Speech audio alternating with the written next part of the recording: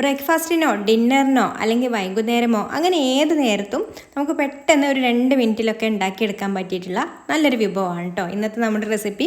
അപ്പോൾ ഇത് റെഡിയാക്കി എടുക്കാൻ വേണ്ടിയിട്ട് ആദ്യം തന്നെ ഞാനൊരു പാന് സ്റ്റൗവിൽ വെച്ച് കൊടുത്തിട്ട് അതിലേക്ക് 1 ടേബിൾ സ്പൂൺ വെളിച്ചെണ്ണ ഒഴിച്ച് കൊടുത്തിട്ടുണ്ട്. വെളിച്ചെണ്ണ ചൂടായി വരുന്ന സമയത്ത് ഇതിലേക്ക് ഒരു 1/4 ടീസ്പൂൺ കടുക് ഇട്ട് കൊടുക്കാം. പിന്നെ ഒരു 1/4 ടീസ്പൂൺ ഉഴുന്നും ചേർത്ത് കൊടുക്കുന്നുണ്ട്. എന്നിട്ട് ഇതൊന്ന് നന്നായിട്ട് മൂത്ത് വരണം. ആ ഒരു കടുകൊക്കെ ഒന്ന് പൊട്ടി ആ ഒരു ഉഴുന്ന് ഒന്ന് ഒരു ചെറുതായിട്ടൊരു ബ്രൗൺ കളറായിട്ട് വരണം കേട്ടോ. ഒന്ന് മൂത്തിട്ട് എന്നിട്ട് ഇതിലേക്കൊരു 1/2 ടീസ്പൂൺ ഇഞ്ചി ഇതുപോലെ പൊടിയായിട്ട് അരിഞ്ഞത് ചേർത്ത് കൊടുക്കാം. അതുപോലെ ഒരു പച്ചമുളക് ചെറുതായിട്ട് അരിഞ്ഞതും ചേർത്ത് കൊടുക്കുന്നുണ്ട്. ഇനി ഇതൊന്ന് വഴറ്റിയെടുക്കാം.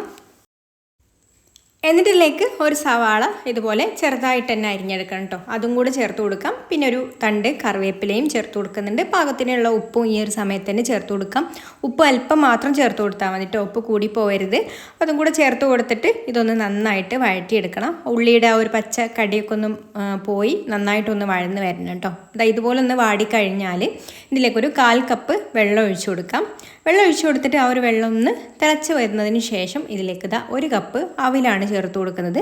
അതും കൂടെ ചേർത്ത് കൊടുത്തിട്ട് നന്നായിട്ടൊന്ന് മിക്സ് ചെയ്ത് കൊടുക്കാം. അപ്പോൾ വെള്ളത്തിൻ്റെ അളവ് നമ്മൾ എടുക്കുന്ന അവിലിനനുസരിച്ചിട്ട് ഓരോ അവിലിനനുസരിച്ചിട്ടും അങ്ങോട്ടും ഇങ്ങോട്ടൊക്കെ മാറ്റം വരും കേട്ടോ. അപ്പോൾ അവിൽ നമ്മൾ എടുക്കുന്ന അവിൽ എങ്ങനെയാണോ സോഫ്റ്റ് ആവുന്നത് അതിനനുസരിച്ചിട്ടുള്ള വെള്ളം ചേർത്ത് കൊടുത്താൽ മതി. ഞാനിപ്പോൾ ഇവിടെ 1/4 കപ്പ് വെള്ളമാണ് ഇതിലേക്ക് ചേർത്ത് കൊടുത്തിട്ടുള്ളത്. നല്ല തിന്നായിട്ടുള്ള അവിലൊക്കെ ആണെന്നുണ്ടെങ്കിൽ അത്ര തന്നെ മതി. അപ്പോൾ അവിലിൻ്റെ കട്ടി അനുസരിച്ചിട്ട് വെള്ളത്തിൻ്റെ അളവ് നോക്കിയാൽ മതി കേട്ടോ. എന്നിട്ട് നന്നായിട്ടൊന്ന് മിക്സ് ചെയ്ത് കൊടുക്കുക. ഇനി ഇതിലേക്ക് ഒരു 2 ടേബിൾ സ്പൂൺ തേങ്ങ ചിരവിയതും കൂടെ ചേർത്ത് കൊടുത്തിട്ട് ഒന്നും കൂടെ അങ്ങ് മിക്സ് ചെയ്ത് കൊടുത്താൽ നമ്മുടെ അടിപൊളിയായിട്ടുള്ള അവിൽ ഉപ്പുമാവ് റെഡിയായി. നല്ല ടേസ്റ്റാണ് കേട്ടോ ഇത്. അപ്പോൾ നിങ്ങൾക്ക് ഇനിയിപ്പോൾ രാവിലെ അരിപ്പൊടിയൊന്നും ഇല്ലെങ്കിലും അരി വെള്ളത്തിലിട്ടിട്ടില്ലെങ്കിലും ഒക്കെ ഇതുപോലെയൊക്കെ ഉണ്ടാക്കിയെടുക്കാം.